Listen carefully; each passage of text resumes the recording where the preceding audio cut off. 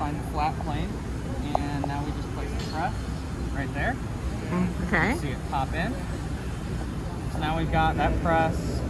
Let's set it right in that doorway. It's just a little bit taller than that doorway. We can bring it back closer to us wherever we want, but we can get a sense of the actual scale of it without having to have a full-size press here.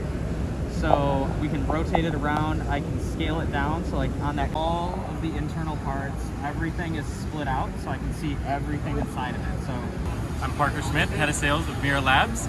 We're here in partnership with Amada Press Systems America, and we are here to help them in using our technology to commission their machines remotely and offer remote troubleshooting and support for their organization. We operate with the use of an iPhone and a headset. We're the only out-of-the-box hardware and software solution on the market, and essentially you can have tribal knowledge where you need it, when you need it. You have the ability to share schematics and all kinds of blueprints to the headset itself while not affecting your field of view. And then equally as much, you have the eyes and ears directly ported to the headset or desktop that you're working from.